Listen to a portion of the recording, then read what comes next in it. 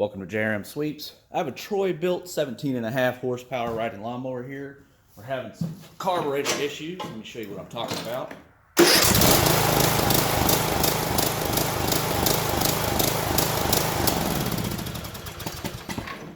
So you hear that surging. What we're going to do is, I've already pulled the air box off of here. We're going to get down here, disconnect the fuel line, cap that off, and then we're going to pull this carburetor out.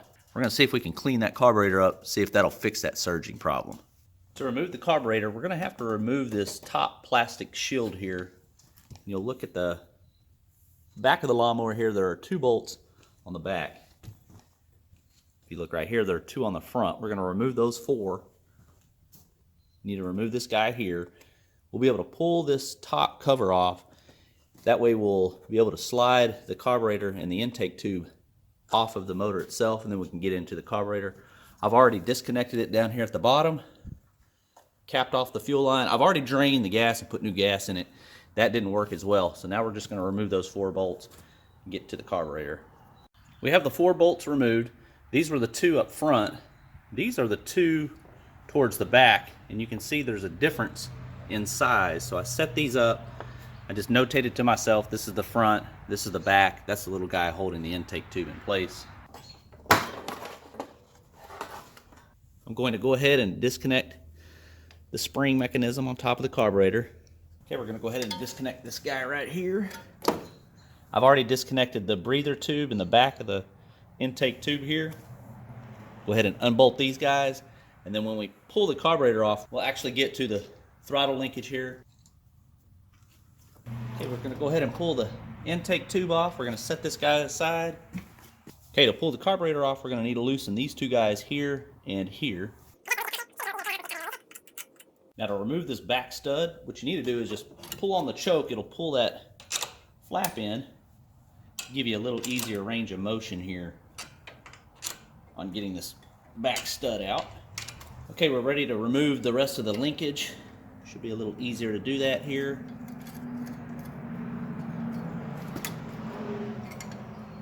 There we go. Got the carburetor removed. Let's head over to the bench. We're ready to remove the bowl. I sprayed some penetrating lube on these screws here. You don't want to strip those out.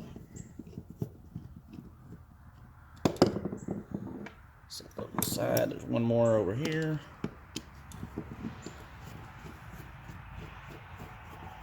All right. Let's get in here and let's look at this bowl. Ooh, look at that. Yikes. That is from setting up for quite some time. Look at that gum right here. Ooh, it's everywhere. So what we're going to do is we're going to do a really good cleaning here. And then we'll put this back together. See if that solves our surge problem. There's a back pin here that you want to remove. So we're going to take that, set it aside. That will allow you to remove the float. So now we can get in here and clean this guy up. Compressed air is your friend here. So what we want to do is, we're going to take a little bit of air. Just get that clean. Do the one in the middle here.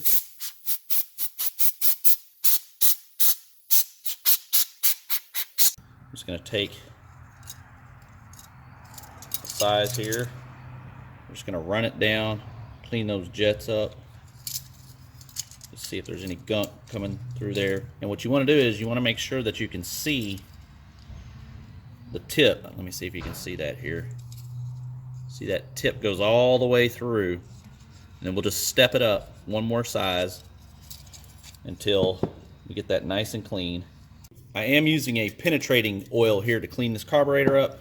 I don't necessarily like to use carburetor cleaner because number 1, I wear glasses, and if it sprays in your face, which it's done before, it'll ruin my frames. And number 2, it won't eat up my gaskets because I'm going to try to reuse all the gaskets here. Pretty much have that one cleaned up. I'm ready to put the float assembly back together here. So all you have to do is just take the bowl, thread in your needle here. And on the back side, the needle's going to go inside of the little cylinder or barrel right here. Set that in there. And just line everything back up. Put your pin back in. There you go. After that, take our bowl. We can see it's kind of cleaned up here pretty good. Go ahead and put that on there. Tighten everything down. We'll put everything back together and see how it runs here. Okay, don't forget to hook this guy up here, because I did it first. Now we're ready to fire it up and see what happens.